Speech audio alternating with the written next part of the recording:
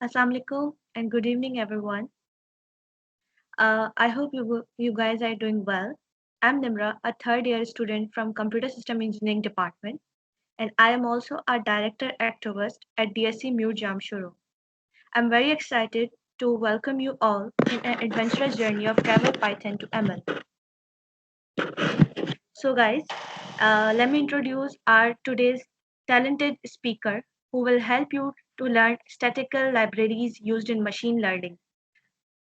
Mr. Saad Hassan is a second year undergraduate student at University of Lahore, and he is also a beta MLSA and DSC lead in 2020 and 2021 tenure.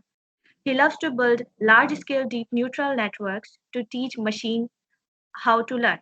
Currently, he is doing research on federation learning for self-driving cars and meta-learning. He loves to teach and help others learn AI and programming. He's former machine learning lead at Verify, Silicon Valley, former data scientist at Dedactovit, full stack Python and JS developer at Balance, and blockchain smart contract developer. He taught more than 700 people about ML and computer science. Welcome, sir. Now the floor is yours. अस्सलाम वालेकुम everyone. हम बस 1 minute में शुरू करते हैं। मैं screen आपको मेरी स्क्रीन शो हो रही है? Yes, sir, it's visible. सब हम स्टार्ट करते हैं। सबसे पहले मैं आपको एक छोटा सा इंट्रोडक्शन देना चाहता हूँ मशीन लर्निंग के बारे में, ठीक है, ताकि आपको पता चले कि हम जब इस वीक में जो कवर करने लगे हैं ना, वो बेसिकली क्या होगा और उसका आपको क्या फ़ायदा हो सकता है, और डायरेक्टली या इनडायरेक्टली वो किस तरह रिलेटेड है आपके मशीन लर्निंग के साथ, और उसके बाद फिर डीप लर्निंग के साथ आगे जाके। तो मशीन लर्निंग जो फील्ड है ना, इसकी बेस जो है वो बेसिकली मैथमेटिक्स पे रखी गई है। आपने आई थिंक पहले आपने अगर इंट्रोडक्शन टू मशीन लर्निंग की कोई भी क्लास ली होगी कहीं भी, तो वो उसमें हमेशा आपको हवाला देते हैं एल्गोरिदम्स का, सही है, आपको वो हवाला देंगे स्टेटिस्टिक्स का, प्रोबेबिलिटी का, लीनियर अलजेब्रा का, सही है। तो ये सब चीज़ें मिला के आप मशीन लर्निंग को बनाते हो। मशीन लर्निंग के 4 मेन पिलर्स है। सबसे जो पहला पिलर है मशीन लर्निंग का वो है स्टेटिस्टिक्स का, सही है, स्टैट्स का, यानी कि जो आप यूनिवर्सिटी में पढ़ते हो, एक कोर्स आप पढ़ते हो स्टेटिस्टिक्स एंड प्रोबेबिलिटी थ्योरी के नाम से। वो बेसिकली वो एक बेस होता है मशीन लर्निंग के कॉन्सेप्ट्स की, सही है। आपने उसमें रिग्रेशन पढ़ा होगा, लीनियर रिग्रेशन पढ़ा होगा। तो बेसिकली जो लीनियर रिग्रेशन है एक मशीन लर्निंग का एल्गोरिदम है, सही है। और जो एडवांस स्टेटिस्टिक्स है ना, अप्लाइड स्टेटिस्टिक्स जो एडवांस लेवल की है, उसमें वो यूनिवर्सिटी में तो नहीं पढ़ाई जाती, लेकिन वो मास्टर्स और पीएचडी में पढ़ाई जाती है। तो उसमें वो स्पोर्ट वेक्टर मशीन्स भी कवर करते हैं और डिसीजन ट्रीज और रैंडम फॉरेस्ट भी कवर करते हैं, सही है। तो स्टेटिस्टिक्स जो है ना वो बेस है, और स्टेटिस्टिक्स को जो सपोर्ट करती है उसके साथ वो है प्रोबेबिलिटी थ्योरी, सही है। मशीन लर्निंग का एक एल्गोरिथम है, उसका नाम है बाइस, नाइफ बाइस, सही है। तो वो बेसिकली बेस रूल पे बेस्ड है, और उस सिर्फ एक बेस रूल से पूरी की पूरी एक फील्ड डेवलप होती है जिसको हम बेजियन स्टेटिस्टिक्स कहते हैं, सही है। दुनिया में 2 तरह की स्टेटिस्टिक्स पढ़ाई जाती है, एक है इन्फ्रेंशियल स्टेटिस्टिक्स जो हमारी यूनिवर्सिटीज़ पढ़ाती हैं, और दूसरी है बेजियन स्टेटिस्टिक्स जो कि पोस्टीरियर और प्रायर बिलीफ के हिसाब से चलती है, सही है। वो basically active area of research है इस वक्त मशीन लर्निंग और डीप लर्निंग का, कि कैसे आप बेजियन मेथड्स के साथ स्टेटिस्टिक्स को अप्लाई करके मोर रोबस्ट और मोर ऑप्टिमाइजेबल मॉडल्स बना सकते हो, सही है। क्योंकि अभी बेसिकली काफ़ी सारे ड्रॉबैक्स हैं डायमेंशनैलिटी के अंदर, उनको आगे जाके सब कुछ बताऊंगा रोज़ कुछ ना कुछ थोड़ा थोड़ा करके, ताकि आपकी ना एक अच्छी बेस भी बन जाए आगे मशीन लर्निंग सीखने के लिए। तो उसके बाद जो प्रोबेबिलिटी थ्योरी में से आपने एक बाइस रूल ले लिया, सही है। उसके बाद आपने बेसिकली हाइपोथेसिस टेस्टिंग ले लिया। ये सारी चीज़ें वो हैं जो आपको सपोर्ट करती हैं स्टेटिस्टिक्स के साथ, ताकि आप मशीन लर्निंग के एल्गोरिथम को समझ सको मैथमेटिकली, सही है। अब यहाँ पे 2 चीज़ें बड़ी इंपॉर्टेंट हैं। एक जो मशीन लर्निंग है ना, उसकी 2 बेसिकली अप्लाइड लेवल की चीज़ें हैं। एक है रिसर्च एरिया और एक है अप्लाइड लेवल। मतलब अगर आपने कहीं जॉब करनी है या आपने कहीं काम करना है ना, तो आप हमेशा काम करोगे, पाकिस्तान के अंदर आपसे बात करूँ, पाकिस्तान के अंदर आप हमेशा काम करोगे अप्लाइड लेवल के ऊपर। बड़ी से बड़ी कंपनी और छोटी से छोटा स्टार्टअप कहीं भी आप चले जाओ ना, आपने हमेशा काम करना है अप्लाइड लेवल। पाकिस्तान में मशीन लर्निंग रिसर्च लेवल पे होती ही नहीं है, किसी भी कंपनी में नहीं होती, ना सिस्टम्स लिमिटेड में है, ना वो आपके पाना क्लाउड में है। मैं कराची का हवाला से दे रहा हूँ कि आप सारे वहाँ के हो, तो वहाँ का अगर आप ले, मतलब किसी भी बड़ी कंपनी में ले लो आप पाकिस्तान में, तो रेड बफर पाकिस्तान की एक सबसे बड़ी कंपनी है जो मशीन लर्निंग पे काम करती है। सब के सब अप्लाइड मशीन लर्निंग और डीप लर्निंग पे काम करते हैं, कोई भी पाकिस्तान में कंपनी रिसर्च पे काम नहीं करती। सही है। तो यहाँ पे दो तरह के मुझसे लोग सवाल पूछते होते हैं कि क्या मैथ सीखना ज़रूरी है, मतलब जिस तरह मैंने आपको बताया कि मैथ्स एसेंशियल पार्ट है मशीन लर्निंग का। सही है। तो मैं हमेशा नहीं कहता हूँ कि अगर तो आपने अप्लाइड लेवल पे काम करना है ना, मतलब आपका इंटरेस्ट नहीं है रिसर्चर बनने में, या आपका इंटरेस्ट नहीं है आगे जाके इंटरनेशनली या बाहर जाने में इंटरेस्ट नहीं है, पाकिस्तान में ही आपने रहना है, तो आपके लिए बेस्ट ये है कि आप अप्लाइड लेवल पे चीज़ों को सीखो, कॉन्सेप्ट्स को सीखो, इम्प्लीमेंटेशन सीखो उनकी, बस इससे ज़्यादा आपको डिटेल में घुसने की ज़रूरत नहीं है। लेकिन अगर आपका इंटरेस्ट है रिसर्च करने में, खुद के मॉडल्स बनाने में, खुद के आर्किटेक्चर्स डेवलप करने में, तो फिर आपको मैथ सीखना पड़ेगा। विदाउट मैथ के आप इस तरह का कुछ नहीं कर सकते। सही है। वैसे तो ये बेसिक कोर्स है, मैंने बहुत एडवांस सेशंस भी करवाए हुए हैं, तो इसमें मैं आपको सिर्फ बेसिक लेवल पे चीज़ें बताऊंगा कि ये चीज़ें कैसे होती हैं। सही है। उसके बाद जब आप स्टैट्स और प्रोबेबिलिटी पढ़ लोगे ना, उसके बाद नेक्स्ट चीज़ आती है लीनियर अलजेब्रा की। तो लीनियर अलजेब्रा में आपने अरेज, वेक्टर्स, मैट्रिसेस, ये सब कुछ जो आपने पढ़ना है अभी, जो नमपाई के साथ हम करेंगे, ये सब कुछ आप लीनियर अलजेब्रा में पढ़ते हो। और लीनियर अलजेब्रा में सबसे इंपॉर्टेंट जो कॉन्सेप्ट है आइगन वैल्यूज और आइगन वेक्टर्स का, आपने एलए में पढ़ा होगा। वही इस्तेमाल होता है जब भी आप डायमेंशनलिटी रिडक्शन करते हो मशीन लर्निंग के अंदर। एग्जांपल देता हूँ आपको, आपका जो डेटा सेट होता है ना, उसमें अगर 50 कॉलम है, उसके 50 फीचर्स होते हैं, तो वो 50 डायमेंशनल का डेटा होता है। सही है। एक डायमेंशन नहीं, दो डायमेंशन नहीं, थ्री डायमेंशन नहीं, वो 50 डायमेंशन के अंदर होता है। आप 50 डायमेंशंस को एक ऐसी बाउंड्री से अलग करना कि आप उसमें से आउटपुट निकाल सको किसी एक क्लास के बारे में, यानी कि 0 या 1, तो इसे कहते हैं डायमेंशनलिटी रिडक्शन, और इसको डायमेंशनलिटी कर्स भी कहते हैं। सही है। तो इसके लिए हम एक टेक्निक इस्तेमाल करते हैं, उसको हम डायमेंशनलिटी रिडक्शन कहते हैं। उसमें इस्तेमाल होती है आइगन वैल्यूज और आइगन वेक्टर्स। तो अगर आपने लीनियर अलजेब्रा पढ़ा होगा तो आप उसको स्क्रैच से इंप्लीमेंट कर सकोगे, वरना आपको नमपाई का जो बिल्ट इन है टूल और साइकिटलर में जो बिल्ट इन टूल है वो इस्तेमाल करने पड़ेंगे। वो अप्लाइड लेवल के ऊपर है, लेकिन जो रिसर्च लेवल के ऊपर ये है कि आपको मैथ आता हो तो आप आइगन वैल्यूज और आइगन वेक्टर्स की हेल्प के साथ उसको इंप्लीमेंट कर सकते हो खुद से। ठीक हो गया। उसके बाद जो नेक्स्ट चीज़ आती है वो आता है मल्टी वेरिएबल कैलकुलस, MVC। ये भी आपने यूनिवर्सिटी में पढ़ा है। तो इसकी आपको ज़रूरत क्यों है? क्योंकि डीप लर्निंग जब आप न्यूरल नेटवर्क्स के ऊपर जाओगे ना आगे जाके, मशीन लर्निंग में इतना काम नहीं है इसका, लेकिन जब आप जाओगे डीप लर्निंग के अंदर न्यूरल नेटवर्क्स के ऊपर, तो न्यूरल नेटवर्क्स को कहा जाता है यूनिवर्सल फंक्शन अप्रोक्सीमेटर्स। वो बेसिकली क्या है कि आप कोई भी फंक्शन दे दो उसको सीखने के लिए, वो उस फंक्शन को ऑटोमेटिकली किसी ना किसी तरीके से मैपिंग बना कर सीख जाएगा। सही है। तो न्यूरल नेटवर्क को बेसिकली, और वो किस तरह सीखता है, वो सीखता है ग्रेडियंट डिसेंट के थ्रू। सही है। ये बहुत बेसिक लेवल चीज़ें हैं। सही है। तो ग्रेडियंट डिसेंट जो एल्गोरिदम है ना, वो बेसिकली बेस्ड है चेन रूल के ऊपर। जो आप कैलकुलस में चेन रूल पढ़ते हो, आप पार्शियल डिफरेंशिएट करते हो वेट्स को हर लेयर के हिसाब से, और फिर उसको फॉरवर्ड पास में भेजते हो, फिर लॉस कैलकुलेट करते हो, फिर पार्शियल डिफरेंशिएट करते हो पीछे, यानी कि चेन रूल से आप सारा काम कर रहे होते हो। तो ये वैसे हमारा मेरा नहीं ख्याल कि ये मैंने कवर करना है, और ना ही आई थिंक इस कोर्स में ये पार्ट शामिल है, लेकिन मैं आपको वैसे बता रहा हूँ कि मैथ सीखना क्यों ज़रूरी है as a computer science student. वरना लोग हमारे मेरे ज़्यादातर जानने वाले लोग यही कहते हैं कि हम CS में सिर्फ इसलिए हैं ताकि हम मैथ से बच सकें। सही है। तो अब हम शुरू करते हैं NumPy। तो ये बेसिकली पहली लाइब्रेरी है जो आपको मशीन लर्निंग में सिखाई जाती है। कहीं भी कोर्स करोगे तो सबसे पहले आपको ये सिखाया जाएगा। इसका फ़ायदा क्या है और पाइथन की पावर यहाँ से आपको पता चलेगी आज के पाइथन में पावर क्या है। C++ के अंदर n डायमेंशनल रे को डिक्लेयर करना, इनिशियलाइज करना अजाब समझा जाता है। सही है। लोग वेक्टर इस्तेमाल करते हैं, लोग STL की इस्तेमाल, लोग स्टैक इस्तेमाल करते हैं, लोग अरेज डिक्लेयर नहीं करते। क्यों? क्योंकि उसकी जो मेमोरी के साथ हिसाब किताब है वो इतना अच्छा नहीं है, और वो बेसिकली इतना सपोर्ट नहीं करता। लेकिन पाइथन के अंदर बिल्ट इन सपोर्ट रखी गई है मल्टी डायमेंशनल अरेज की। और आपको पता है मशीन लर्निंग डीप लर्निंग है ही सारी गेम मल्टी डायमेंशनल डेटा की। सही है। तो इसलिए बहुत इंपॉर्टेंट है कि आपके पास ऐसी लाइब्रेरीज बनाई जाएँ जो कि n डायमेंशनल अरेज को पार्स कर सकें, उसके साथ कंप्यूटेशंस परफॉर्म कर सकें। सही। तो यहाँ पे आप देख सकते हो NumPy की सबसे पहली चीज़ उन्होंने लिखी हुई है कि इसके अंदर सबसे बड़ी एबिलिटी है पावरफुल एंड डायमेंशनल अरेज की। सही है। और उसके बाद इजी टू यूज़ है, परफॉर्मेंट है, ओपन सोर्स। और ओपन सोर्स का तो आपको पता होगा कि ओपन सोर्स सॉफ्टवेयर का कितनी इंपॉर्टेंस है, और इंटरपेरेबल है। सही है। उसके बाद आप यहाँ पे चेक कर सकते हो कि इतना बड़ा इकोसिस्टम है इसका, क्वांटम कंप्यूटिंग से लेके statistical computing, signal processing, graphs, astronomy. सही है। एस्ट्रोपाई, सनपाई, और cognitive psychology, simulation, modelling, mathematics. यानी कि अगर आप एक लाइब्रेरी अच्छी तरह सीख जाते हो ना, तो आप इनमें से किसी भी फील्ड से हो, बायो से हो, सही है, आप सिग्नल इलेक्ट्रिकल इंजीनियरिंग से हो, आप मैकेनिकल इंजीनियरिंग से हो, आप केमिस्ट्री से हो, या आप साइकोलॉजी से हो, या आप क्वांटम में भी अगर जाना चाहते हो तो आप यहाँ से जा सकते हो। बेसिकली ये सब चीज़ें जो आपने यहाँ पे देखी हैं, यहाँ पे लिखी हुई हैं लाइब्रेरीज का नाम, ये सब बैकएंड पे नमपाई को ही इस्तेमाल कर रही हैं अरेज की प्रोसेसिंग करने के लिए। सही है, तो इसलिए आपको नमपाई का पता होना चाहिए और नमपाई सीखना बहुत ज़रूरी है। उसकी 2 केस स्टडीज़ हैं, या आपने ब्लैक होल का आपको पता है जो पिछले साल डिटेक्ट हुआ था। तो ये बेसिकली जो इसकी इमेज बनाई गई थी, जो इसका एल्गोरिथम लिखा गया था, वो बेसिकली पाइथन लैंग्वेज के अंदर पूरा का पूरा लिखा गया था, और उसमें नमपाई और साईपाई और मैटप्लॉटलिब को ही इस्तेमाल किया गया था डेटा 14 पेटाबाइट्स ऑफ डेटा को कंप्रेस करके एक इमेज जनरेट करने के लिए।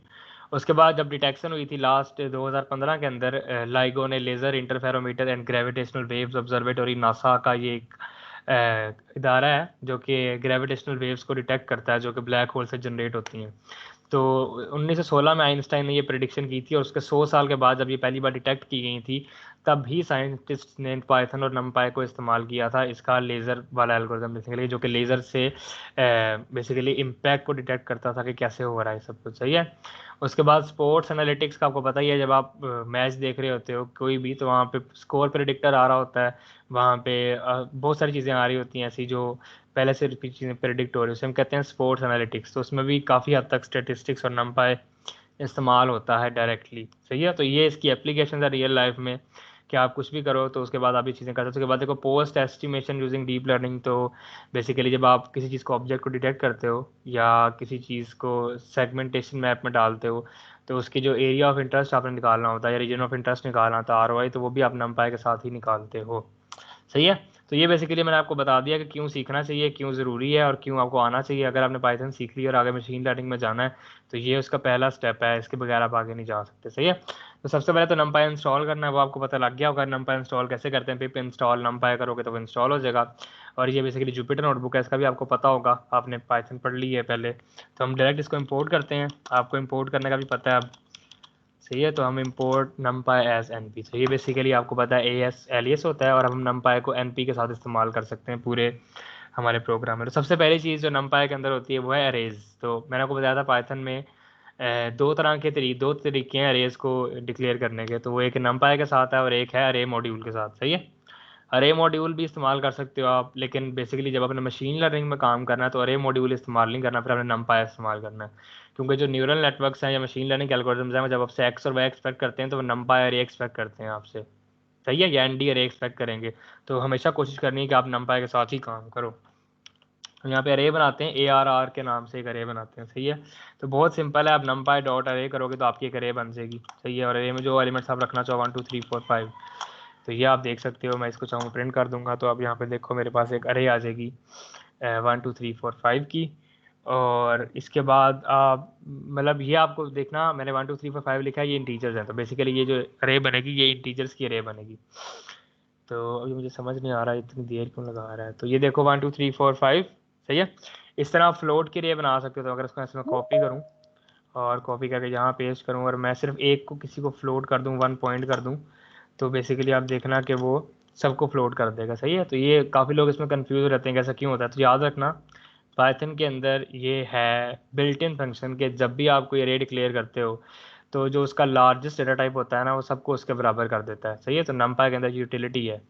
तो अब अगर आप इसका डेटा टाइप चेक करना चाहते हो, आप चेक कर सकते हो ARR.d टाइप करके। सही है, ARR.d टाइप लिखोगे तो आपको उसका डेटा टाइप देखो, यहाँ पे देख सकते हो कि हमारे पास फ्लोट 64 का डेटा टाइप है, यानी कि फ्लोटिंग पॉइंट है। तो ये बेसिकली हमने डिक्लेयर की थी एक इंटीजर्स की अरे। तो यहाँ मैं कमेंट लिख देता हूँ कि ये इंटीजर की अरे है।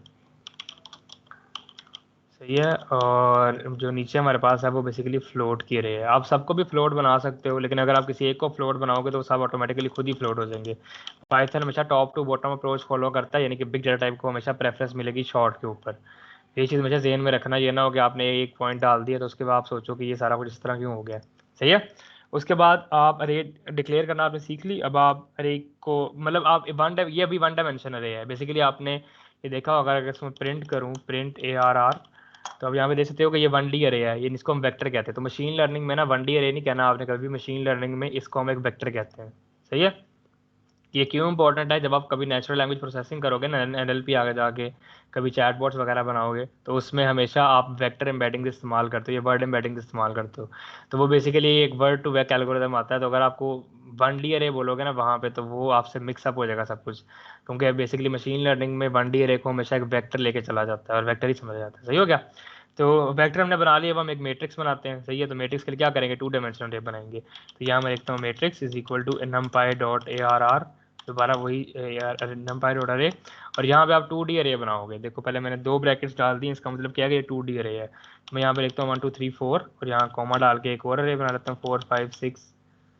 सही है, और यहाँ पे कॉमा डाल के हम कर लेते हैं 8.9 पॉइंट। सही है, तो ये बेसिकली हमने मैट्रिक्स की, ये बेसिकली 2 डायमेंशन है। तो अब यहाँ पे देख सकते हो कि ये 2 डायमेंशन के अंदर है। सही है, तो अगर मैं इसको यहाँ पे लिखूँ डी टाइप करके नहीं लिखो जरा, मैट्रिक्स डॉट ndim, मैंने ना numpy काफ़ी अच्छे से इस्तेमाल नहीं किया, तो मुझे इसके ना कीवर्ड्स ndim होता है, यस नहीं बल्कि रुको जरा 1 मिनट,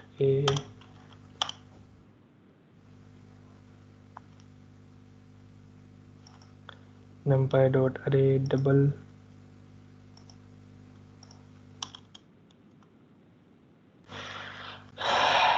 इसको ndim थी के, रुको जरा मुझे एक बार ना, दोबारा हम एक नई अरे क्रिएट करते हैं, मैट्रिक्स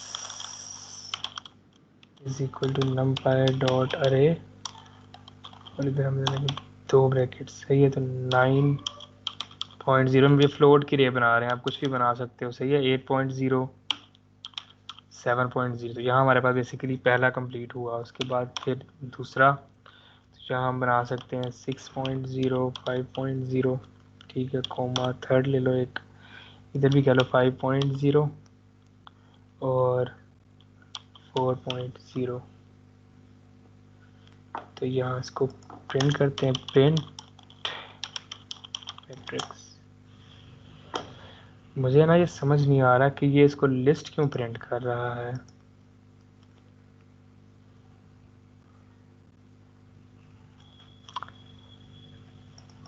चलो ये मैं आपको बाद में बताता हूँ। अभी इसका एक और तरीका भी होता है, आप इसकी शेप निकाल सकते हो। तो अगर आप यहाँ पे लिखो ARR डॉट शेप, तो इसकी आप शेप निकाल सकते हो। देखो 5 इसमें एलिमेंट्स हैं, तो आपको यहाँ पे शेप मिल गई 5 के नाम से। सही है, और मैंने आपको डी टाइप का बता दिया, मैंने आपको शेप का बता दिया, और इसके बाद होता है बाइट्स भी आप चेक कर सकते हो, और ये कितने बाइट्स की है, तो वो भी मैं आपको दिखा देता हूँ। शेप के बाद आप यहाँ पे चेक कर सकते हो ARR dot n bytes, I think n bytes था, हाँ, तो ये n बाइट्स बेसिकली आपको पता चल जाएगा कि कितनी बाइट की आपकी अरे है।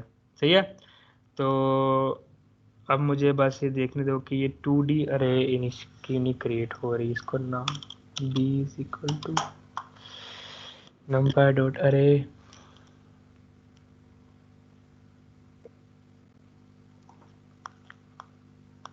इसका आप साइज भी प्रिंट कर सकते हो। सही है, तो ARR डॉट साइज, ये सारे यूटिलिटी फंक्शंस हैं, आपको बस पता होना चाहिए साइज क्या करता है। बाइट्स बाइट्स अरे निकाल देगा, शेप आपको बताता है कि आपकी अरे की शेप क्या है। इसमें 5 एलिमेंट्स में 5 शेप, अगर 2D अरे होती है तो ये बेसिकली 2 वो निकालता, मतलब 5 बाय 5 आता अगर 5 रो 5 कॉलम होते।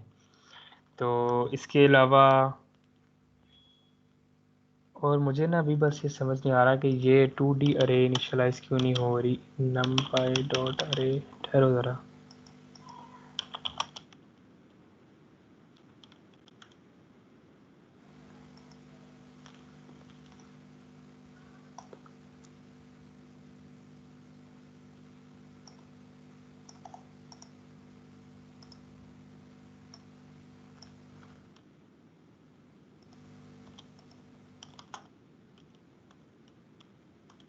हाँ, तो ये आप देखो पहले पता नहीं क्या हो रहा है, हमारा मेथड भी सेम था। चलो ये आप देखो, यहाँ हमारे पास अब 2D अरे आ चुकी है। सही है, तो इसको बेसिकली हम कहते हैं 2D अरे। तो अगर आप इसकी शेप प्रिंट करो ना ARR डॉट शेप, तो आपको देखेगा आपको 3 आपके पास रोज हैं और 4 कॉलम है। तो पहले रो आती है हमेशा, बाद में हमेशा कॉलम आता है। सही हो गया, तो इस तरह आप 2D अरे भी बना सकते हो, n डायमेंशन की अरे बना, जितना आपका दिल करे उतनी आप बड़ी अरे बना सकते हो। सही है, तो इसके अलावा आपके पास और ऑप्शंस भी होती हैं अरेज को निचला, आप जीरोस की अरे बना सकते हो। numpy डॉट जीरोस लिखो, सही है, नंबर डॉट जीरोस, और कितने की अरे बनानी है, सही है। मैं कहता हूँ 5x5 की बनानी है, तो ये देखो 5x5 की अरे बन गई जीरोस की। इसी तरीके से आप वंस की अरे बना सकते हो, सही है। तो वंस, तो ये बेसिकली वंस की बन गई है, देखो सही है। तो वंस की रेस, जीरोस की रेस, और आप एक पूरे का पूरा एक बड़ा मैट्रिक्स भी बना सकते हो, काफ़ी बड़ा। मैं आपको दिखाता हूँ, मतलब नमपाई डॉट वंस, तो आप इसे बोलो कि मुझे चाहिए 4x2x2, सही है। तो ये बेसिकली मल्टी डायमेंशनल, इसे हम कहते हैं एन डायमेंशन, ये देखो ज़रा, सही है। तो ये आपके पास एन डायमेंशंस के अंदर है, 4 डायमेंशनल मैट्रिक्स है, 2x2 को 4 डायमेंशंस में तोड़ा हुआ है, सही है। इस तरह नमपाई का फ़ायदा ही ये है, और नमपाई बनाया इसलिए गया था ताकि आप बड़ी बड़ी अरेज बना सको। मशीन लर्निंग के अंदर एक अरे की 7,000 कॉलम्स होते हैं, और 50 कॉलम्स होते हैं, और 7,000 रोज होती हैं, तो इतनी बड़ी बड़ी अरे बनानी होती है, सही है। तो ये बेसिकली नमपाई के अंदर चीज़ें बिल्ट इन आती है कि आप जितना चाहो उतना बड़ा बना सकते हो। इसके अंदर एक फुल की कमांड भी होती है, numpy डॉट फुल। ये बेसिकली क्या करती है, ये आपको बना देती है जो आप जिस नंबर की आपने फॉर एग्जाम्पल मैंने 6 की अरे बनानी है, और 3x3 की अरे बनानी है, और मैंने उसमें 6 स्टोर करना है, सही है। तो ये देखो मेरे पास 6 की 3x3 तैयार होगी, सही हो गया। मतलब इस तरह करके आप डेटा जनरेशन कर सकते हो, इसे हम कहते हैं डेटा जनरेशन विद नमपाई, सही है। इसे आप डेटा जनरेट कर रहे हो, सही है, डिफरेंट तरीके का, तो ये अब डेटा जनरेट हो गया। इसके बाद आप सबसे इम्पोर्टेंट चीज़ जो आपने सीखनी है वो है रैंडम अरेज कैसे बनाई जाती है, सही है। तो नमपाई डॉट रैंडम, ये आपने पूरे मशीन लर्निंग में हमेशा इस्तेमाल करना है, जब भी डेटा जनरेट करना है आपने ये चीज़ इस्तेमाल करनी है। तो NumPy dot random dot rand, सही है। तो ये बेसिकली कहाँ से लेता है ये लिखना, ये समझना बहुत ज़रूरी है। स्टैटिस्टिक्स में आपने यूनिफॉर्म डिस्ट्रीब्यूशन पढ़ी है, यूनिफॉर्म डिस्ट्रीब्यूशन, सही है। तो बेसिकली ये बेसिकली आपका जो NumPy dot random dot rand का फंक्शन है ना, जब भी आप इसमें कोई अरे बनाना के लिए पास करोगे तो ये हमेशा यूनिफॉर्म डिस्ट्रीब्यूशन में से वैल्यूज़ लेगा, सही है। तो यहाँ पे आप देख सकते हो 0 से 1 के दरमियान में यूनिफॉर्म डिस्ट्रीब्यूशन में से वैल्यूज़ ली उस NumPy dot random dot rand के साथ, सही है। अगर आप चाहते हो कि ये नॉर्मल डिस्ट्रीब्यूशन में से ले, जो कि बेल कर्व होती है, भी आपने स्टैट्स में पढ़ी होगी, तो ये बेसिकली नॉर्मल डिस्ट्रीब्यूशन के लिए आप क्या करते हो, आप NumPy dot random dot rand के आगे एन लिख देते हो। तो ये अब आपके पास -1 से 1 के दरमियान में रैंडम डिस्ट्रीब्यूशन नॉर्मल डिस्ट्रीब्यूशन में से आ गया, सही हो गया। तो ये आपके लिए समझना बहुत ज़रूरी था कि यूनिफॉर्म डिस्ट्रीब्यूशन के लिए आप रैंड लिखते हो और रैंड एन लिखते हो नॉर्मल डिस्ट्रीब्यूशन के लिए। ये जो एन है ना, ये नॉर्मल डिस्ट्रीब्यूशन का है। और इसके अलावा आपको पता होना चाहिए डेसिमल नंबर्स की कैसे बनानी है, तो वो भी आप बना सकते हो अकेला रैंड लिख के, सही है। वो बेसिकली वही कमांड है जो ये वाली है, जिससे आपकी डेसिमल नंबर्स की आ जाएगी। और आपने इंटीजर्स की अगर बनानी हो तो कैसे बनानी है, तो num random array NumPy dot random dot rand int लिखोगे ना, तो एक इंटीजर्स की रैंडम अरे बन जाएगी आपके पास, सही है। तो 1 से लेके कहाँ तक आपने बनानी है, सही है, शुरू से लग लास्ट बताना होता है, तो मैं कहता हूँ 1 से लेके 10 तक बनानी है, सही है। और साइज़ पूछा जाता है, साइज़ क्या रखना है, तो साइज़ में क्या देता हूँ कि size is equal to 3x3 बनानी है, सही है। तो ये बेसिकली आपके पास एक इंटीजर्स की रैंडम अरे बन गई। तो ये जो मैंने आपको 1 2 3 चीज़ें बताई ना, ये बहुत इंपॉर्टेंट है। जब भी आप मशीन लर्निंग में काम करोगे, डेटा आपके पास थोड़ा होगा ना, तो आप रैंडम डेटा जनरेट करोगे नॉर्मल डिस्ट्रीब्यूशन में से, ताकि आप डेटा को बैलेंस कर सको। और यही काम होता है जो सारे डेटा साइंटिस्ट सारा दिन करते हैं। मैंने आई थिंक 35 दिन काम किया है डेटा साइंटिस्ट की, तो मैंने सारी 35 के 35 दिन यही काम किया है कि डेटा को बैलेंस किया, डेटा को एस मोड से बैलेंस किया, सही है। उसके बाद ग्रिड सर्च अप्लाई करके ये टेस्ट किया कि बेसिकली रिजल्ट्स क्यों नहीं सही आ रहे। तो सारी ज़िंदगी आपने अगर डेटा साइंटिस्ट बनना या मशीन लर्निंग इंजीनियर बनना, आपका सबसे पहला काम होगा डेटा प्री प्रोसेसिंग और डेटा बैलेंसिंग का, सही है। तो ये चीज़ें आपको आनी चाहिए। इसके बाद अगर आपने आइडेंटिटी मैट्रिक्स बनाना है, यानी कि आपने पढ़ा होगा मैथ में आइडेंटिटी, वो भी इसमें बन सकते हैं। तो आप नमपाई डॉट आइडेंटिटी लिखो, और यहाँ पे पास करो कितने का बनाना है, 3 लिखोगे, 3 का आइडेंटिटी मैट्रिक्स बन गया, सही है। जो डायगोनल है वो 1 है, बाकी सारे 0 हैं। तो इसके अलावा आपको और क्या पता होना चाहिए, मुझे सोचने दो। ऑपरेशन हमने कल करने हैं, ऑपरेशन हम आज नहीं करेंगे। जो ऑपरेशन मतलब प्लस माइनस मल्टीप्लाई डिवाइड और डॉट प्रोडक्ट वो हम कल करेंगे।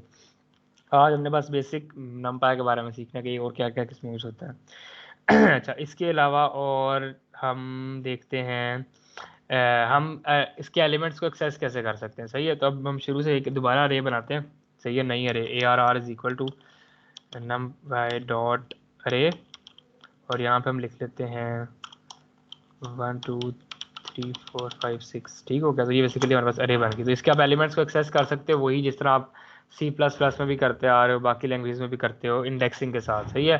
तो 0 प्रिंट करोगे तो 1 आ जाएगा, सही है। 1 प्रिंट करोगे तो 2 आ जाएगा, मतलब जिस तरह आप बाकी लैंग्वेजेस में कर रहे हो सेम टू सेम वही है। तो ये तो आपको पता चल गया।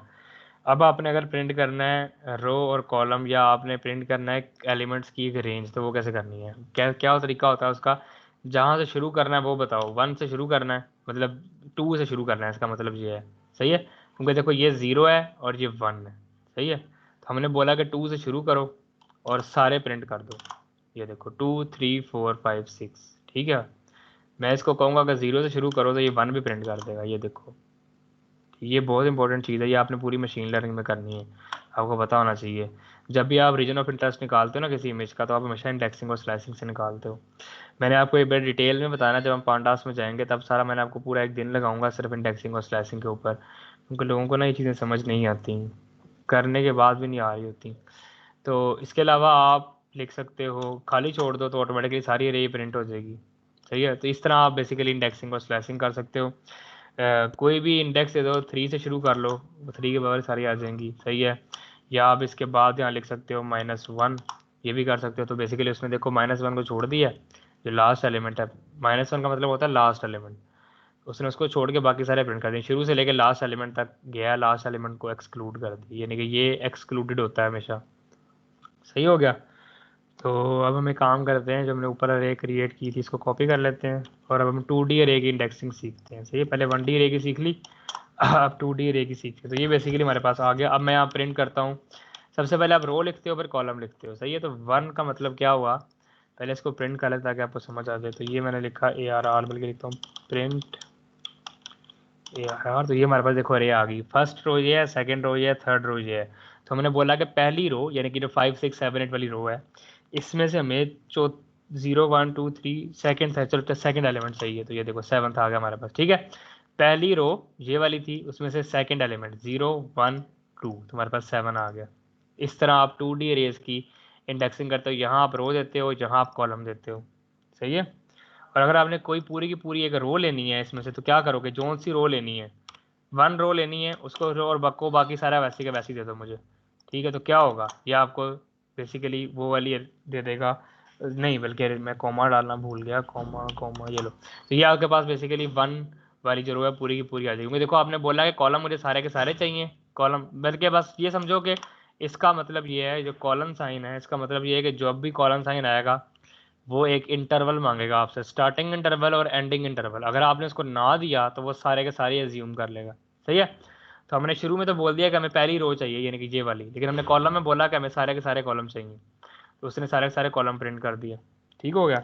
इस तरह आप चाहो तो मैं अगर इस रो सारी की सारी करूँ और कॉलम नंबर 2 को प्रिंट करूँ, तो ये देखो 3 7 और 11 0 1 2, तो ये जो 3 7 11 वाला कॉलम है आपके पास, ये 3 है, ये 7 है, ये 11 है, तो ये आपको प्रिंट हो गया। सही है, तो इसका मतलब क्या है कि आप इंडेक्सिंग को 1D में भी इस्तेमाल कर सकते हो, 2D में भी इस्तेमाल कर सकते हो, और आप इसको किसी एज आ रेंज भी इस्तेमाल कर सकते हो अगर आप चाहो तो। ठीक है, मतलब एग्जांपल लेते हैं कि मैं चाहता हूँ कि ARR, सही है, तो यहाँ मैं लिखता हूँ कि 0 रो और जो 1th कॉलम है उसको शुरू करो, -1 को रहने दो। ठीक है, और बीच में पास रखो 3 का या 2 का। चलो, तो देखो सिर्फ और सिर्फ 2 आपके पास प्रिंट हुआ, क्यों, क्योंकि अगर आप यहाँ पे देखो मैंने उसे क्या बोला है कि 0th रो में, मतलब ये 0th रो है ये वाली, 1 से शुरू करो, यहाँ से यानी कि 2 से। सही है, और कहाँ तक जाना है आपने, -1 तक जाना है, यानी कि इसको एक्सक्लूड कर दो, इसको नहीं शामिल करना, और 2 का स्टेप लो, यानी कि 2 से आगे 2 और आगे जाओ, तो आगे तो कुछ भी नहीं है इसके बाद, तो ऐसी है ना। तो उसने सिर्फ 2 अकेला प्रिंट किया है। अब मैं आपको दिखाता हूँ एक और चीज़ कि अगर मैं यहाँ पे एलिमेंट्स ऐड कर दूँ, ठीक है, तो मैंने यहाँ पे एलिमेंट्स ऐड कर दिए। एक मिनट, इसका साइज सेम होना चाहिए, एक मिनट रुको ज़रा, यहाँ हम 6 7 ऐड करते हैं और यहाँ भी हम कर देते हैं 5 4। ठीक है, और यहाँ मैं कर देता हूँ 13 15। ठीक है, अब आप देखना ये चीज़ 4 भी प्रिंट करेगी। इसकी वजह क्या है कि देखो हमने बोला उसको कि 0 रो लेनी है ये वाली। ठीक है, कॉलम नंबर यानी कि कहाँ से शुरू करना है, उसके 1th इंडेक्स 2 से। ठीक है, और कहाँ तक जाना है, -1 तक, यहाँ तक। ठीक है, और इसको एक्सक्लूड कर देना, ये इंक्लूड नहीं होता, जो आपने यहाँ पे इंडेक्स दिया वो इंक्लूड नहीं होगा, वो एक्सक्लूड होगा हमेशा। तो 4 तो वैसे निकल गया बाहर, और बोला कि 2 का स्टेप लेना है, तो 2 के बाद 2 का स्टेप लिया, 4 आया ये वाला, तो वो 2 प्रिंट हुआ, 4 प्रिंट हुआ। उसके बाद आगे 2 का स्टेप लेने लगा तो वो 4 था ही नहीं यहाँ पे, तो यहाँ पे कुछ भी नहीं है, तो उसने बेसिकली ख़त्म कर दिया अपने स्टेप्स को। तो ये बेसिकली सिंटैक्स इस तरह से काम करता है। मैं आपको यहाँ पर लिख के दिखा देता हूँ कि इसका जो सिंटैक्स है ये है कि अरे नेम, जो भी आपका अरे नेम है, सही है, उसके बाद जहाँ आ गई रो आपकी, और यहाँ हो गया आपका कॉलम, सही है।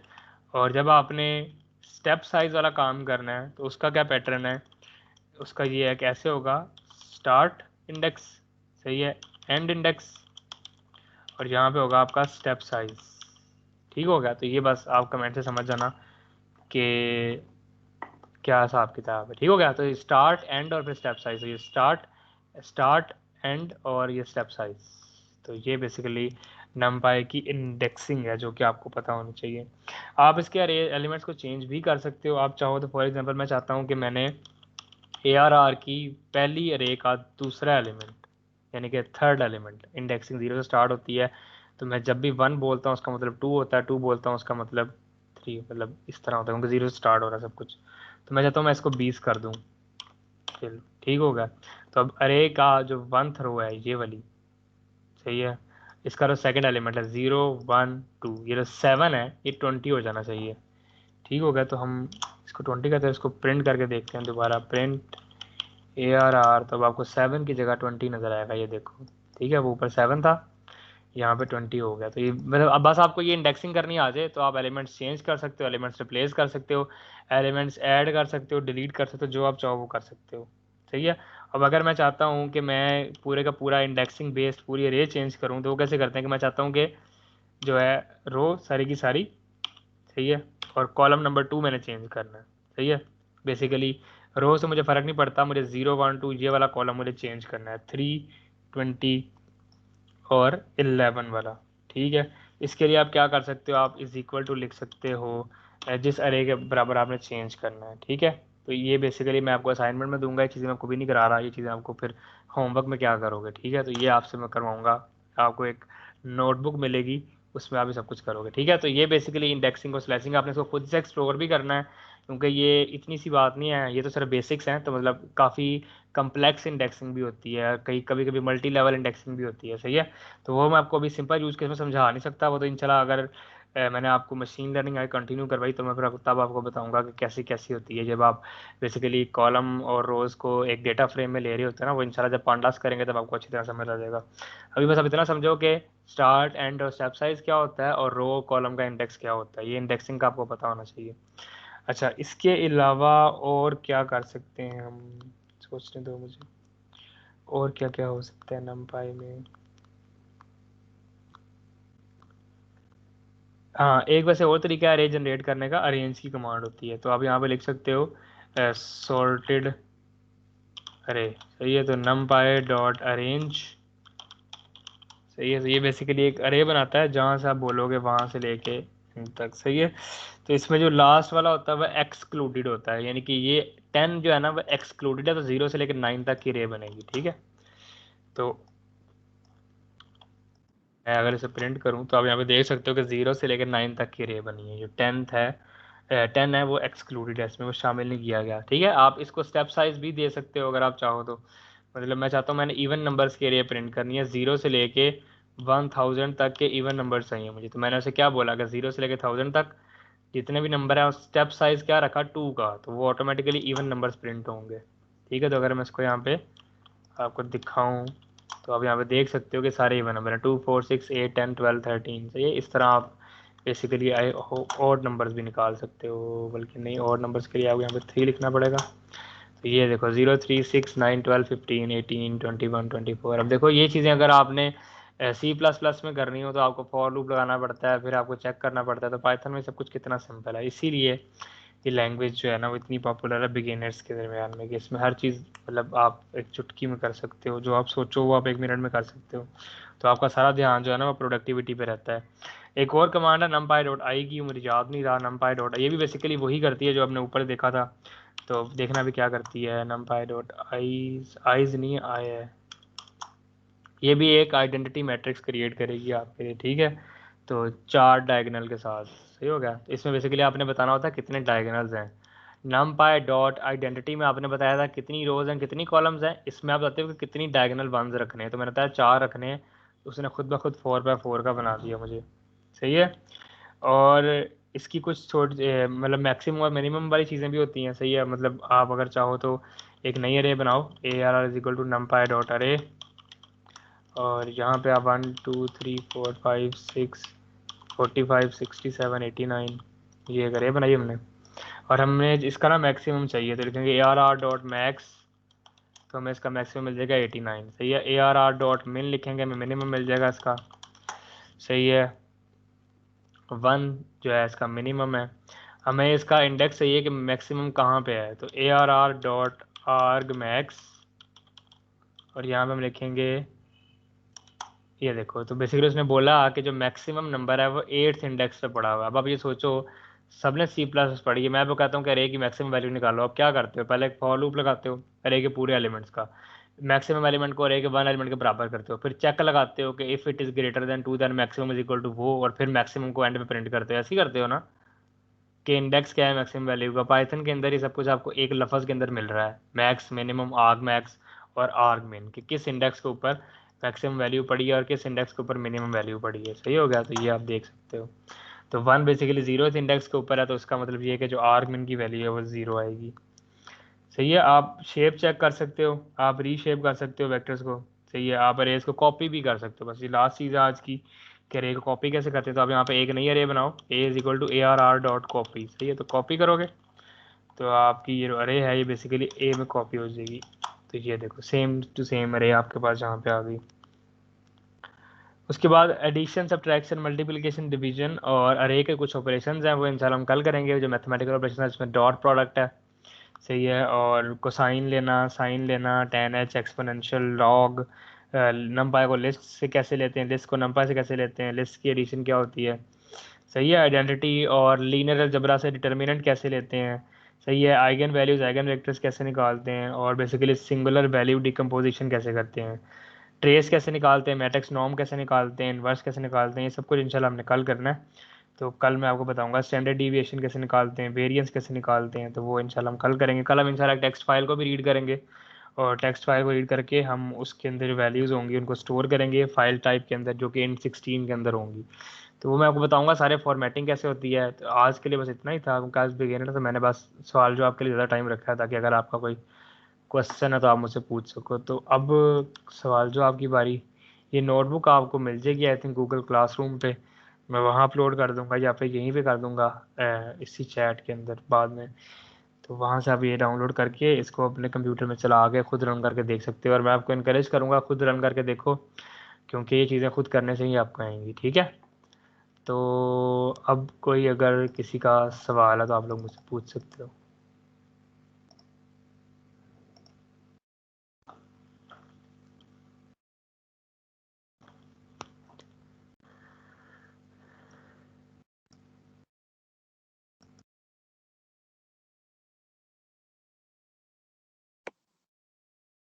सर आप ऊपर चैट को स्क्रॉल कीजिए, सवालात ऊपर है।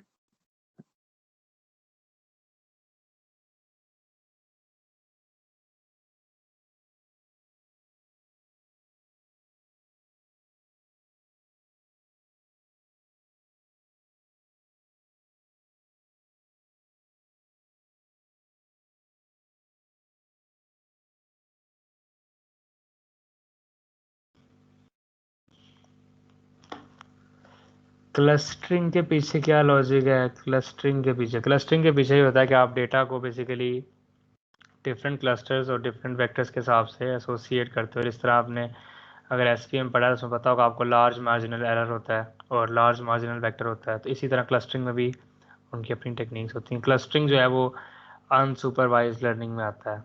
ये तो इंशाल्लाह इसका भी आपको बताऊंगा जब हम लास्ट में आखिरी दिन जब होगा। तो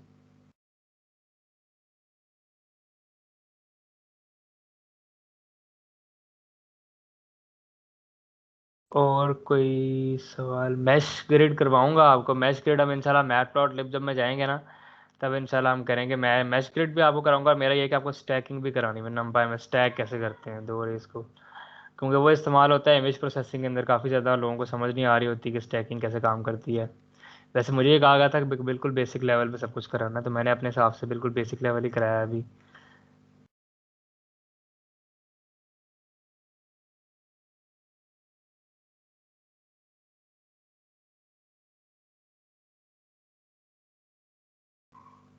नहीं, आपको होमवर्क में आज तो मैंने नहीं देना, इंशाल्लाह होमवर्क तो आपको कल मिलेगा, जब हम सारे मैथमेटिकल ऑपरेशंस कर लेंगे ना, तो उसके बाद मैं आपको दूंगा।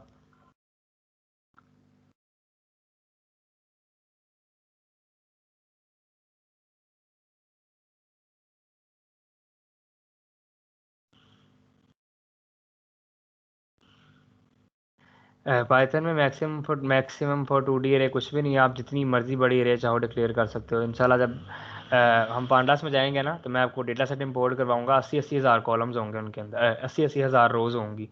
तो उससे आपको पता चल जाएगा कि इसमें कोई लिमिट नहीं होती।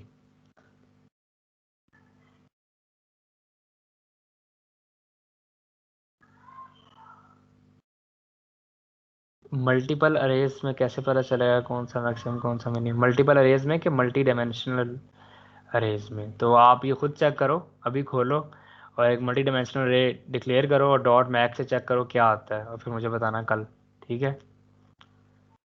अच्छा, if number of elements is row in row 1 are greater than number of row 2 of elements in the row are 2 and are 3। नहीं, बेसिकली नंपाई डॉट अरे का फंक्शन जो है ना, ये बेसिकली सिमिलर, आपके पास जो पहली रो है सेकंड रो है उसके एलिमेंट्स का साइज सेम होना चाहिए, वरना वो बेसिकली उसको ऑटोमेटिकली लिस्ट बना देगा। मेरे साथ भी यही हो रहा था कि जो R1 R2 R3 था उसके एलिमेंट्स का साइज डिफरेंट था, तो वो उसको वो ऑटोमेटिकली अरे बनाई जा लिस्ट बनाई जा रहा था। तो अरे के लिए ज़रूरी है कि आपके पास साइज सेम हो।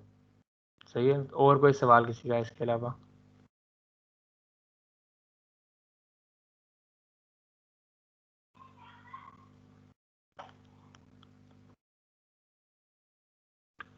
65% मशीन लर्निंग, 65-70% जो मशीन लर्निंग की चीज़ें होती हैं ना, वो बेसिकली कह लो कि डायरेक्टली और इनडायरेक्टली डिपेंड कर रही होती हैं आपके अरेज के ऊपर, अरेज का साइज़ और अरेज का शेप के ऊपर। तो ये जब हम पांडास करेंगे तब मैं आपको बताऊंगा कि ये शेप और रीशेप होता है ना, ये कितना इंपॉर्टेंट है। मैंने अभी आपको रीशेप नहीं करवाया क्योंकि वो मैंने आपको पांडास में करवाना है, अभी आपको करवाऊंगा तो आप कंफ्यूज हो जाओगे। लिस्ट को अरे और अरे को लिस्ट में कन्वर्ट करना मैंने भी आपको बताया था, मैं कल बताऊंगा। कल हम जब मैथमेटिकल ऑपरेशंस करेंगे तब बताऊंगा आपको अरेज और लिस्ट का आपस में कंपैरिजन। तो अब सारा कुछ एक दिन में नहीं ना करवा सकता। हाँ, बेसिकली नंबर ऑर्डर को हम एज अ वेक्टर कंसीडर करते हैं, लेकिन जब आप उसको टू ब्रैकेट्स के साथ देते हो तो वो उसको एक मैट्रिक्स कंसीडर करता है। लेकिन इसके लिए मैंने आपको बताया कि वो साइज सेम होना चाहिए। अगर आपका साइज सेम भी है ना, लेकिन अगर आपने एक वेक्टर की डाल दिया बीच में, मतलब एक फ्लोट पॉइंट नंबर डाल दिया, तो वो उस साइज R2 का साइज ग्रेटर हो जाएगा आपके R1 और R3 से, तो वो उसको भी लिस्ट बना देगा सेपरेट।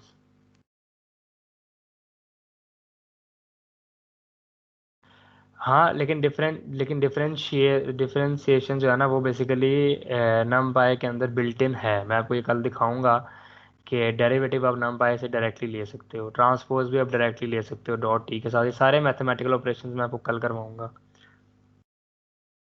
अभी मुझे बोला गया था कि 8:15 तक रखना है, तो मैंने उसी हिसाब से फिर सब कुछ किया है।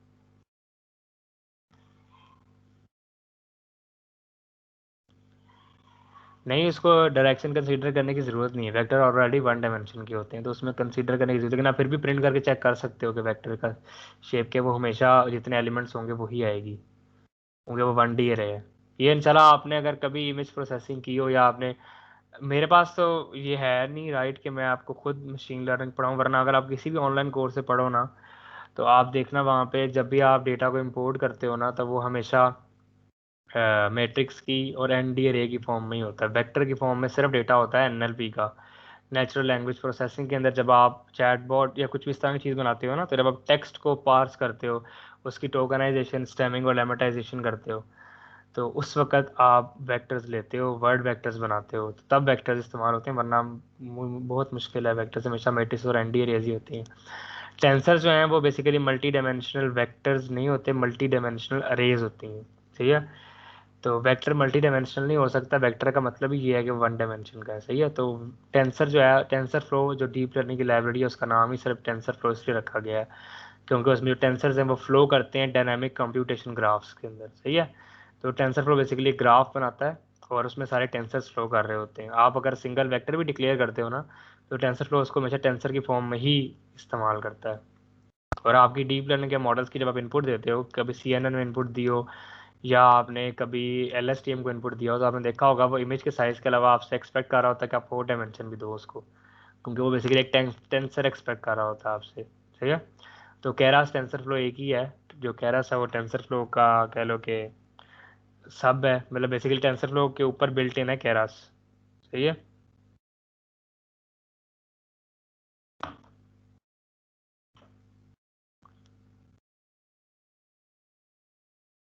नहीं नहीं, NumPy is not just for us, NumPy is for everything, NumPy ही हर चीज़ है। आप जब पांडास में जाओगे ना, मैं आपको दिखाऊंगा, जब आप डेटा फ्रेम लेते हो CSV फाइल को इंपोर्ट करते हो तो वो आप एक डेटा फ्रेम की फॉर्म में इंपोर्ट करते हो। डेटा फ्रेम का भी जो अंडरलाइंग डेटा स्ट्रक्चर है वो नंपा एरे ही है। तो बेसिकली कह लो कि सब चीज़ों की आपने वो पढ़ ली है ना, तो आपको पता है क्लासेस के बारे में और सब क्लासेस के बारे में पाइथन, अगर मैं सब क्लासेस नहीं पढ़ी तो आप समझ सकते हो कि NumPy array is the most parent class of everything. हर चीज़ उसी से ही डिराइव की गई है। ये मैक्स मिन आर मैक्स आर्गमिन ये सारे के सारे उस क्लास के फंक्शंस हैं।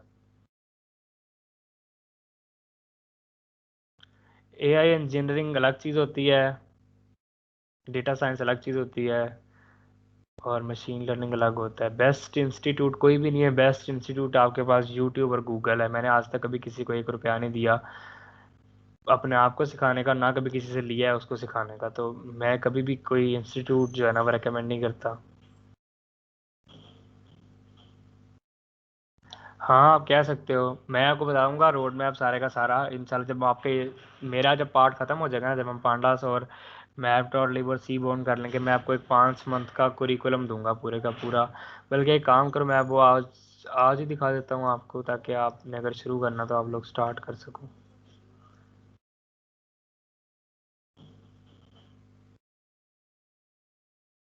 नहीं ऐसा नहीं होता, मैंने जितना भी आज तक सीखा है वो मैंने यूट्यूब से ही सीखा है और गूगल से ही सीखा है। मेरे हिसाब से टीचर्स वो नहीं सिखा सकते जो आपको ये सिखा सकता है, सही है।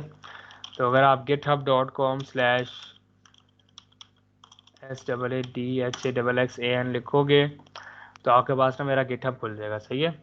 इसके अंदर आप रिपोजिटरीज में जाओ और यहाँ पे आप स्क्रॉल करते जाओगे नीचे नीचे नीचे नीचे, तो ये यहाँ पे आपको जितने भी प्रोजेक्ट नज़र आ रहे हैं सारे के सारे डीप लर्निंग के हैं और सारे के सारे न्यूरल नेटवर्क से ही मिले हुए हैं, मिल के बने हुए हैं, सही है।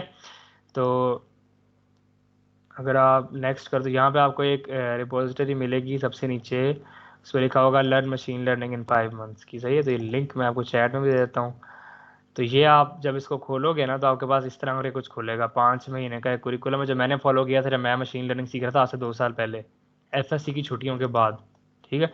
इसमें आप देखो मंथ 1, और मंथ 1 में आपने पहले 2 हफ्ते में लीनियर अलजेब्रा पढ़ना है, ये अगर आपने पहले से पढ़ा हुआ आपको दोबारा पढ़ने की ज़रूरत नहीं है। फिर आपने कैलकुलस पढ़ना है, अगर पहले से पढ़ा हुआ दोबारा पढ़ने की ज़रूरत नहीं है, इसको स्किप कर दो। फिर essential maths for machine learning पढ़ना है, पाइथन एडिशन का कोर्स है माइक्रोसॉफ्ट का।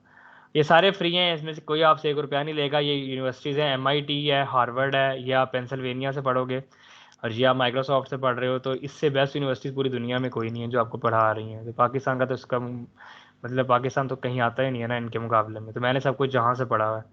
तो एल्गोरिदम डिज़ाइन एनालिसिस सही है। उसके बाद मशीन लर्निंग के प्रिंसिपल्स आपने पढ़ने हैं तीसरे महीने में जाकर, पहले 2 महीने आपने मशीन लर्निंग में नहीं घुसना अगर आपको ये सब कुछ नहीं आता तो, ठीक है। जब आप प्रिंसिपल्स पढ़ लोगे ना मशीन लर्निंग के, आप पाइथन में पढ़ना है तो पाइथन में पढ़ सकते हो, अगर आर में पढ़ना है तो आर में पढ़ सकते हो। उसके बाद आपने मशीन लर्निंग के जितने एल्गोरिदम्स और मॉडल्स हैं वो इस प्लेलिस्ट से पढ़ने हैं, सही है। ये पूरी प्लेलिस्ट है एक। उसके बाद आपने कोर्स करना है इंट्रोडक्शन टू मशीन लर्निंग का जो डेसेरी से। उसके बाद आपने प्रोजेक्ट्स को इंप्लीमेंट करना है, यहाँ से प्रोजेक्ट आइडियाज़ हैं काफ़ी सारे मशीन लर्निंग से रिलेटेड। तो इसको खोल के आपने कोई भी एक आइडिया उठाना है और ख़ुद उसको इंप्लीमेंट करना सीखना है। तब तक आप इतने काबिल हो चुके होगे कि आप खुद से सीख सको, खुद से बना सको। उसके बाद जब आप इतना कर लोगे उसके बाद नेक्स्ट आपका काम है मशीन लर्निंग विद पाइथन। आपने अब लीनियर मॉडल यानी कि मशीन लर्निंग से निकल के जाना है डीप लर्निंग के ऊपर, सही है।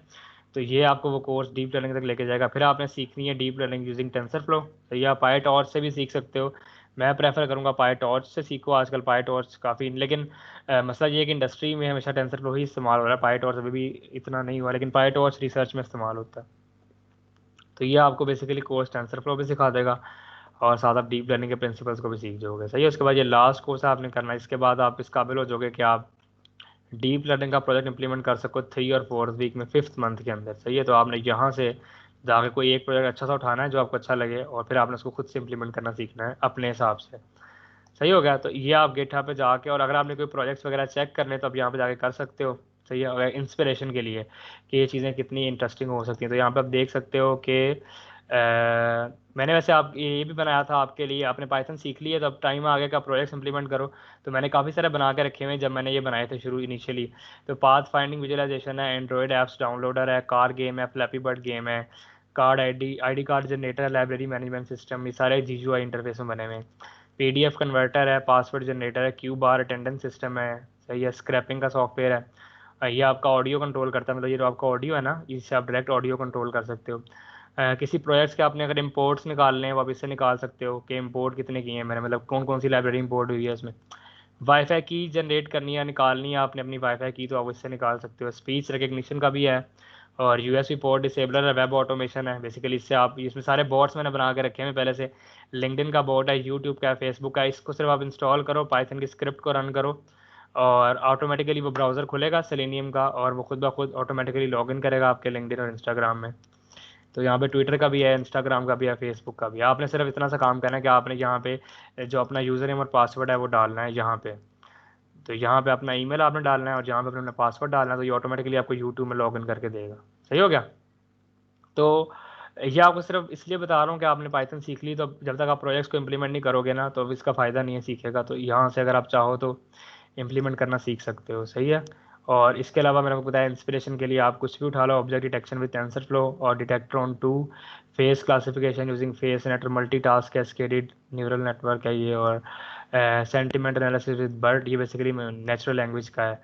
सेंटिमेंट आपने बताना है कि कोई इंसान गुस्से में है या वो सही है। सही है। तो यहाँ से आप काफ़ी सारी इंस्पिरेशन ले सकते हो, और आप अपने आप को ना मोटिवेट रख सकते हो कोर्स के साथ कि आप इसका जो भी आप सीख रहे हो उसका आपको फ़ायदा ही होगा, नुकसान नहीं होगा। ठीक है। तो इसको एक्सप्लोर करना। बाकी अगर आपको ये अच्छा लगे तो आप फॉलो भी कर सकते हो मुझे गिटहब पे।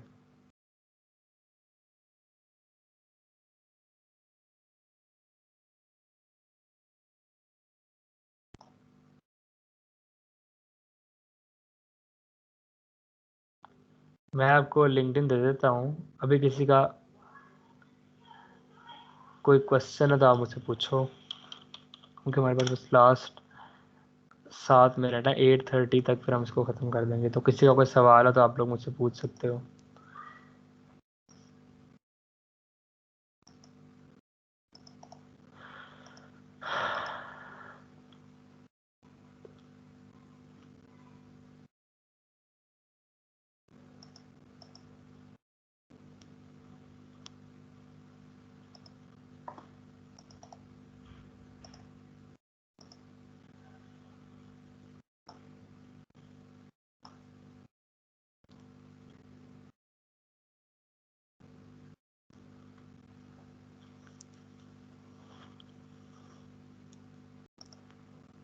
डीप लर्निंग में ARN CRN RN मास्टर नहीं करते आप एक स्पेसिफिक फील्ड चूज़ करते हो।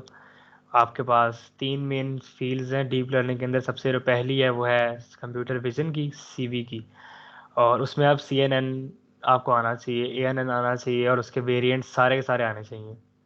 और उसके बाद नेक्स्ट जो है पाकिस्तान में सबसे ज़्यादा इस पर काम किया जाता है वो है नेचुरल लैंग्वेज प्रोसेसिंग, NLP की। उसके लिए आपको RNN LSTM transformers, by directional transformers, BERT का पता होना चाहिए, by directional encoder representation using transformers, ये BERT की फुल फॉर्म है। तो फिर उसके बाद आप NLP में काम कर सकते हो, चैटबॉट्स बना सकते हो, सेंटिमेंट एनालिसिस कर सकते हो, काफ़ी कुछ कर सकते हो। और इसके अलावा जो थर्ड और लास्ट चीज़ है वो है रीइंफोर्समेंट लर्निंग की। अगर आपने कभी रोबोटिक्स में जाना है, सही है, रोबोट बनाने हैं, और रोबोट्स की जो AI होती है, तो बेसिकली उसमें आप रीइंफोर्समेंट लर्निंग इस्तेमाल करते हो। आप रोबोट को एक एजेंट बना देते हो और उसको एनवायरनमेंट देते हो। सही है। तो वो एनवायरनमेंट में ऑटोमेटिकली अपना पाथ फाइंड करना सीखता है और उससे खुद ब खुद सीखता है। जब वो गलत पाथ पे जाता है तो उसको एक पेनल्टी बढ़ती है, तो उससे वो सीख जाता है कि मैंने इस रास्ते पे नहीं जाना, ये रास्ता गलत है। तो उसे हम कहते हैं री एनफोर्समेंट लर्निंग। उसमें इस्तेमाल होता है मार्क ऑफ डिसीजन चेन और मार्क ऑफ डिसीजन प्रोसेस। मेरी जो एक्टिव एरिया ऑफ रिसर्च है वो यही है, ये फेडरेटेड लर्निंग और मेटा लर्निंग। इसमें यह है कि मशीन को खुद ब खुद सिखाओगे वो खुद ब खुद कैसे सीख सकती है, हमें कोड ना लिखना पड़े। सही है, मतलब ऑटोमेटिक कोड जनरेशन इसका में आता है कि आप C++ का सिर्फ प्रोग्राम दो, वो खुद ब खुद आपको कोड जनरेट करके दे। इसे कहते हैं मेटा लर्निंग। SciPy और NumPy डिफरेंस नहीं है। NumPy is the parent library, SciPy उसकी एक डेरिवेटिव है। SciPy जो है ना वो बेसिकली साइंटिफिक कंप्यूटिंग के लिए इस्तेमाल होती है, सिग्नल प्रोसेसिंग के लिए इस्तेमाल होती है। अगर आप इलेक्ट्रिकल की हो या मैकेनिकल की हो तो SciPy आपके ज़्यादा काम आएगा, लेकिन अगर आपको NumPy नहीं आता आप SciPy कर ही नहीं सकती। ऐसा हो ही नहीं सकता कि किसी को NumPy ना आता और वो डायरेक्टली SciPy में चला जाए, ये पॉसिबल नहीं है।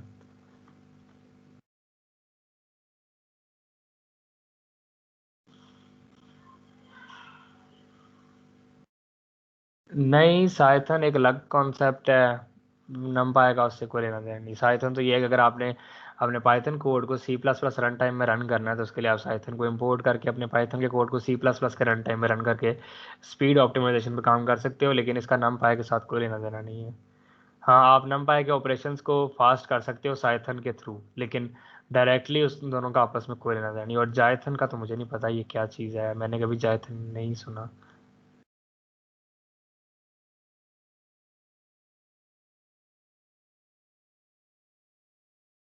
आप सॉफ्टवेयर टेस्टिंग के लिए AI एल्गोरिथम जो इस्तेमाल होते हैं वो मोस्टली इस्तेमाल होता है रीइंफोर्समेंट लर्निंग का, क्योंकि आपने सिनेरियो क्रिएट करना होता है और सिनेरियो बेस्ड। वैसे रीइंफोर्समेंट लर्निंग भी आप इस्तेमाल कर सकते हो, आप डीप लर्निंग भी इस्तेमाल कर सकते हो, ये आपके जो सुपरवाइज़र है उस पर डिपेंड करता है कि वो आपसे क्या करवाना चाहते हैं।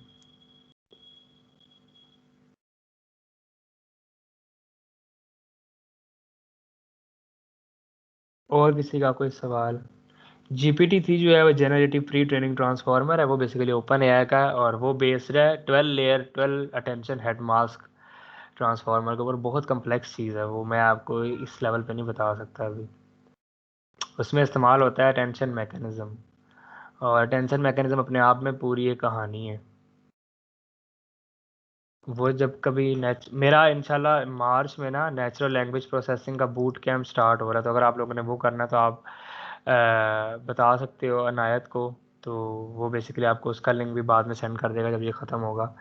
तो उसमें आप ज्वाइन करना, तब मैं आपको बताऊंगा कि ये सब कुछ क्या होता है। वो मैं नेचुरल लैंग्वेज प्रोसेसिंग खुद सिखा रहा हूँ पूरी की पूरी स्टार्ट से बिल्कुल, उसमें आपको पता चल जाएगा। और किसी का कोई सवाल? तो आई थिंक निम्रा या इनायत, बस आज के लिए इतना काफ़ी है। अब आपने कोई बात करनी है तो आप लोग कर सकते हो।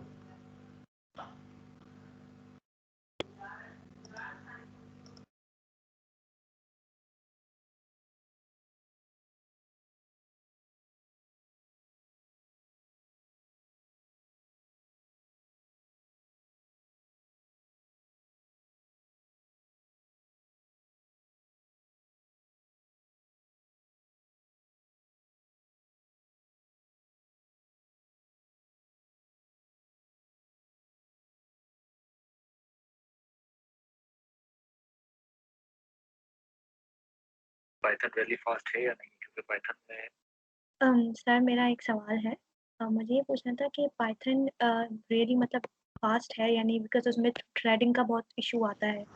नहीं, फास्ट पाइथन फास्ट नहीं है, किसी भी सेंस में फास्ट नहीं है। पाइथन का सबसे बड़ा मसला ये है कि पाइथन फास्ट नहीं है। आपने देखा था जब मैं आपको इंटीजर डिक्लेयर किया था, वो इंटीजर 64 बाइट्स का था। तो आप खुद सोच लो कि जब एक इंटीजर 64 बाइट का है तो पाइथन फास्ट कैसे हो सकती है। और पाइथन एक इंटरप्रेटर है ना, तो इंटरप्रेटर तो कभी भी फास्ट नहीं हो सकता, कंपाइलर फास्ट होता है। नहीं, पाइथन नमपाई के साथ अरे ऑपरेशंस फास्ट हो जाते हैं पाइथन के, लेकिन पाइथन C++ से फास्ट नहीं है। पाइथन रस्ट से फास्ट नहीं है, वो फास्टेस्ट लैंग्वेज है दुनिया की। गो लैंग दुनिया की सबसे फास्टेस्ट तरीन लैंग्वेज है। आपको सिर्फ एक स्टोरी बताऊंगा इंशाल्लाह कल, आज तो टाइम नहीं। ऊबर की एक स्टोरी है कि ऊबर पाइथन को इस्तेमाल करता था अपने बैक एंड के सिस्टम में। उन्होंने वो सारा सिस्टम फेंक के दोबारा से रीबिल्ड किया गो लैंग के साथ। वो आपको बताऊंगा कल स्टोरी कि उनके साथ क्या हुआ था।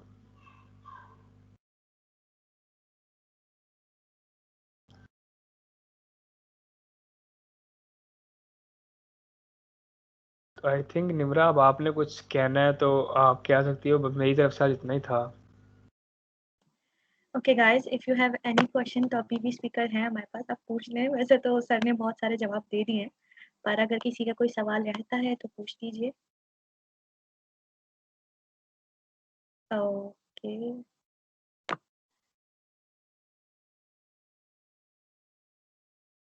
आई थिंक कोई सवाल नहीं है। तो thank you so much sir for very informative session, and हमने बहुत सीखा, एंड आपसे फ्यूचर में भी कांटेक्ट रहेगा। And thank you so much participants for being patient with hello. जी जी, thank you so much everyone. तब तक के लिए, आज तक के लिए इतना ही काफ़ी है। ओके, अल्लाह हाफ़िज़।